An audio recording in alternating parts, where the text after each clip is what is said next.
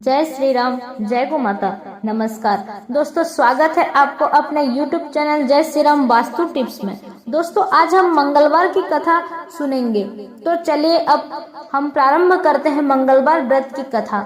एक बार नैमिषारण्य तीर्थ में 80,000 मुनियों एकत्रित होकर पुराणों की ज्ञाता श्री सूत जी से पूछने लगे, हे महामुनि, आपने हमें अनेकों पुराणों की कथा सुनाई है। अब आप कृपा करके हमें ऐसा व्रत और कथा बताइए जिसके करने से संतान की प्राप्ति हो तथा मनुष्य को रोग, शोक, अग्नि, सर्व दुख आदि का भय दूर हो, क्योंकि कलियुग में सभी जीवों की आयु बहुत कम है। फिर इस पर उन्हें रोग, चिंता के कष्ट लगे रहेंगे, तो फिर वह श्री हरि चरणों में अपना ध्यान कैसे लगा सकेंगे।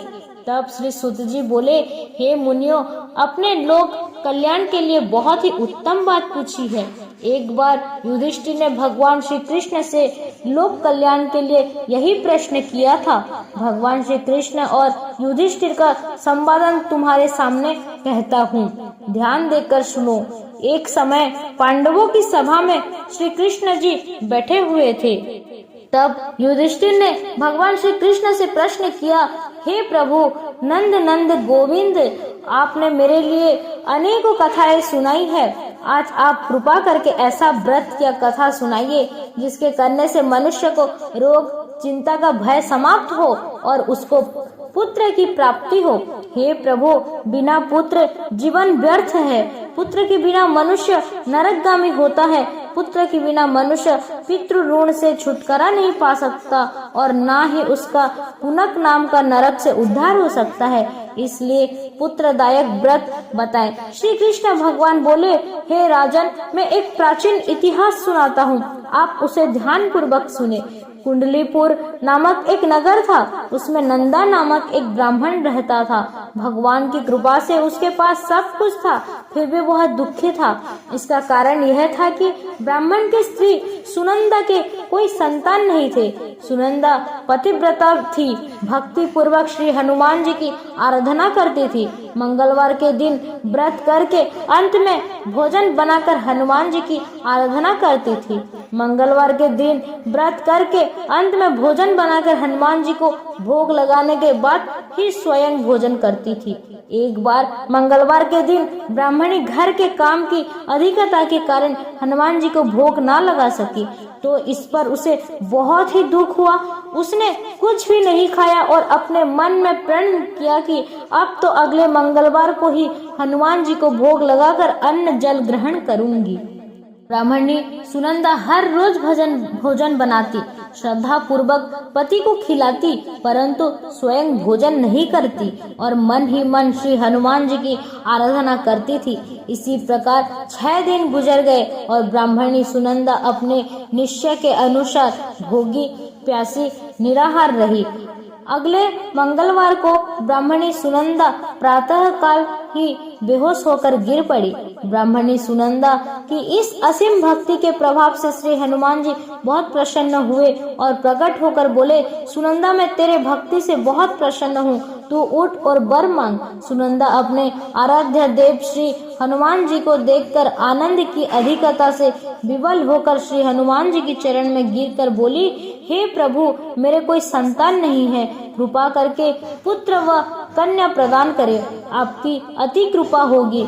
श्री महावीर जी बोले, तेरी इच्छा पूर्ण होगी, तेरे एक कन्या पैदा होगी, उसके अष्टांग प्रतिदिन सोना दिया करेंगे। इसी प्रकार कहकर श्री महावीर जी अंतर्ध्यान हो गए। ब्राह्मणी सुनंदा बहुत हर्षित हुई और समाचार अपने पति से कहा। ब्राह्मण व कन्या का वरदान सुनकर कुछ दुखी हुए, परंतु सोना मिलने के बात सुनी तो बहुत प्रसन्न हुए। विचार किया कि ऐसी कन्या के साथ मेरी निर्धनता भी समाप्त हो जाएगी। श्री हनुमान जी की कृपा से वो ब्राह्मणी गर्भवती हुई और 10वें महीने में उसे बहुत ही सुंदर पुत्री की प्राप्ति हुई। यह बच्ची अपने पिता के घर में ठीक उसी तरह से बढ़ने लगी जिस प्रकार शुक्ल पक्ष का चंद्रमा बढ़ता है। 10वें दिन ब्राह्मण ने उसे बालिका का नामकरण संस्कार कराया। उसके कुल पुरोहित ने उस बालिका का नाम रत्नावली रखा, क्योंकि वह कन्या सोना प्रदान किया करती थी। इस कन्या ने पहले जन्म में बड़ी ही विधान से मंगल देव की व्रत किया करती थी। रत्नावली का अष्टांग बहुत सा सोना देता था। उस सोने से नंदा ब्राह्मण बहुत ही धनवान हो गया। अब ब्राह्मणी सुनंदा भी बहुत अभिमान करने लगी थी। समय बीत रहा था। अब रत्नावली 10 वर्ष की हो चुकी थी। एक दिन जब नंदा ब्राह्मण प्रसन्न चित्त था, तब सुनंदा ने अपने पति से कहा, मेरी पुत्री रत्नावली विवाह के योग्य हो गई है, इसलिए आप कोई सुंदर और योग्य वर देखकर इसका विवाह कर दो।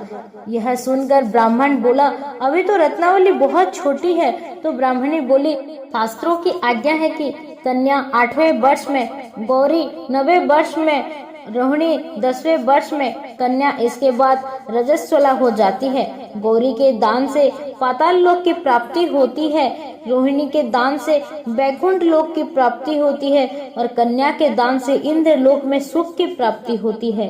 अगर यह पतिदेव रजस्वला का दान किया जाए तो घर नरक की प्राप्ति होती है। इस पर ब्राह्मण बोला, अभी तो रत्नावली मात्र 10 ही वर्ष की है और मैंने तो 161 साल की कन्या के विवाह कराए हैं, अभी जल्द ही क्या है।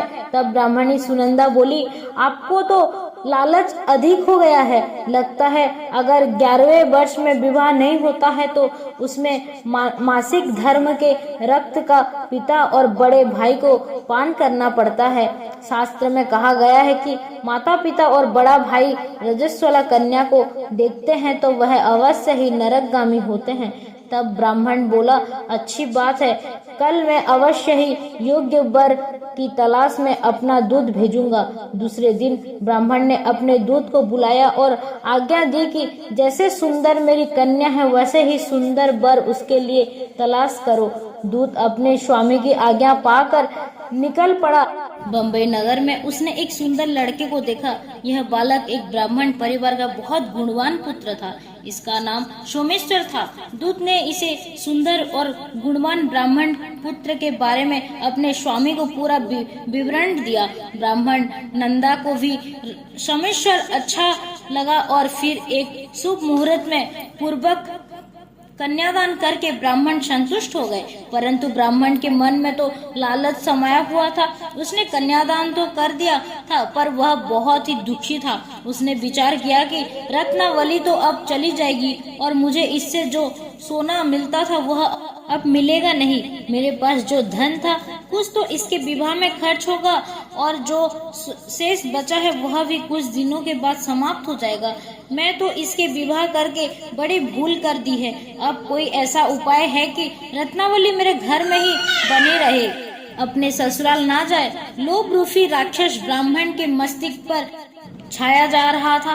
रात भर अपने शैया पर बेचैनी से करवट बदलते बदलते उसने एक बहुत ही क्रूर निर्णय लिया। उसने विचार किया कि जब रत्नावली को उसका पति सोमेश्वर अपने घर के लिए जाएगा तो वह मार्ग में छिपाकर सोमेश्वर का वध कर देगा और अपने लड़की को अपने घर ले आएगा, जिससे नियमित रूप से उसे सोना भी मिलता रहेगा और समाज का कोई मनुष्य उसे दोष भी नहीं दे सकेंगे। सुबह हुआ। निंदा और सुनंदा ने अपने जवाई और लड़की को बहुत सारा धन देकर विदा किया। सोमेश्वर अपने पत्नी रत्नावली को लेकर ससुराल से अपने घर की तरफ चल दिया। ब्राह्मण नंदा महालोभ के वशीभूत होकर अपने मती हो चुका था। पाप पुण्य का उसे विचार नहीं था। अपने भयानक और क्रूर निर्णय को कार्य रूप देने के लिए उसने अपने दूत को मार्ग में अपनी जमाई का वध कराने के लिए भेज दिया था, ताकि रत्नावली से प्राप्त होने वाला सोना उसे हमेशा मिलता रहे और वह कभी भी निर्धन ना हो। ब्राह्मण के दूत ने अपने स्वामी का आज्ञा का पालन करते हुए उसके जमाई सोमेश्वर का मार्ग में ही वध कर दिया।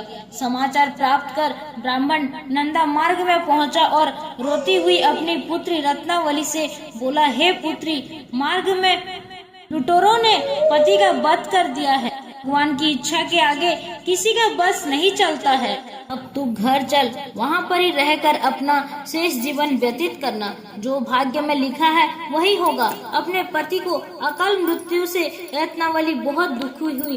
करुणा क्रंदन और रोदन करते हुए अपने पिता से बोली, हे पिताजी, इस संसार में जिस स्त्री का पति नहीं है उसका जीना व्यर्थ है। मैं अपने पति के साथ ही अपना शरीर को भी जला दूंगी और सती होकर अपने इस जन्म को माता पिता के नाम के तथा सास ससुर के यश को सार्थक करूंगी। ब्राह्मण नंदा अपने पुत्री रत्नावली के वचन को सुनकर बहुत ही दुखी हुआ।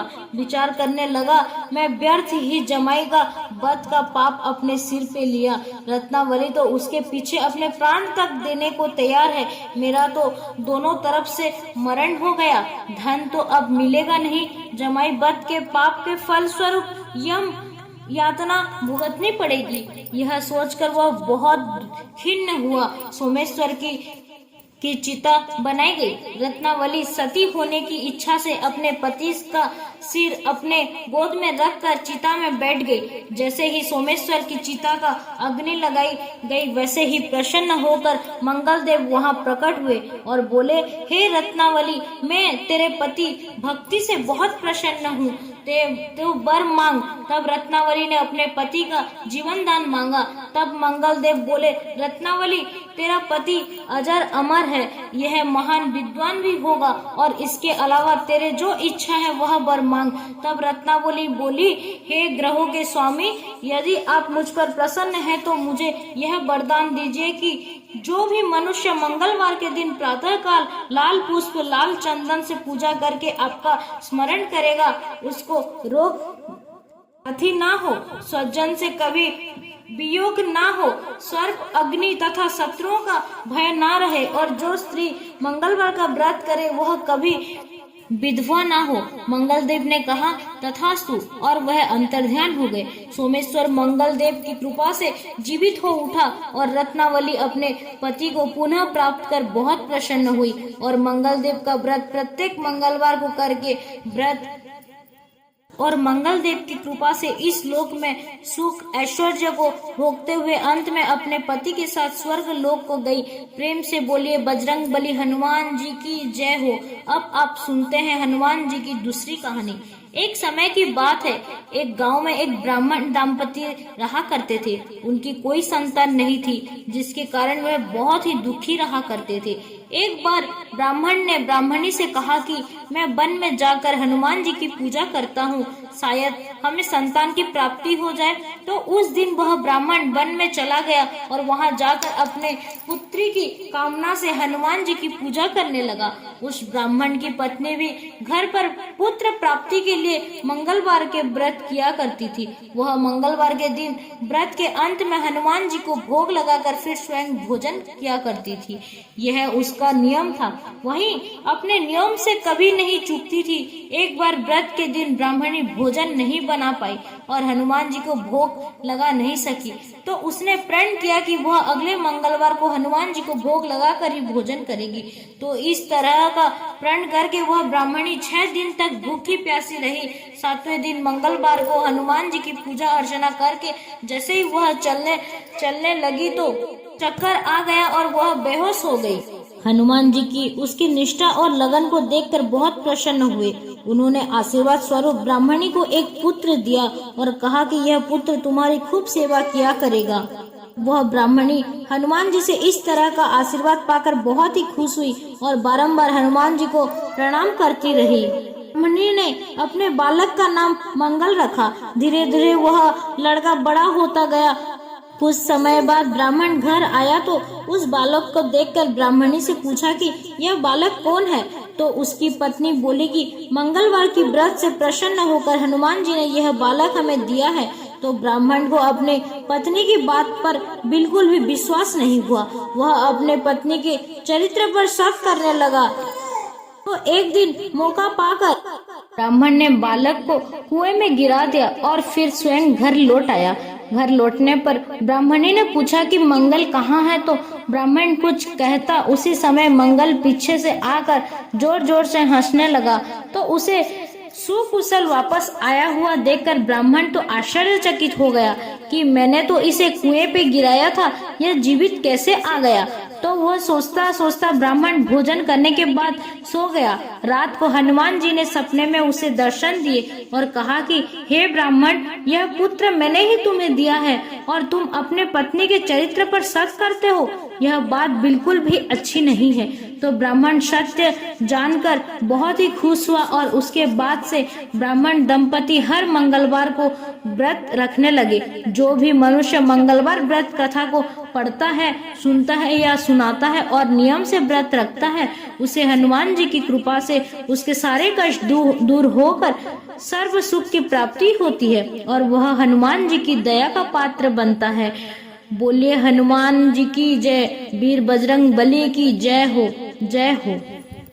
आपको मंगलवार व्रत की कथा अच्छी लगी तो वीडियो को लाइक करें, शेयर करें और सब्सक्राइब करें और ऐसे और कथाएं सुनने के लिए हमारे चैनल से हमारे साथ जुड़े रहें। धन्यवाद। जय श्री राम, जय गौ माता।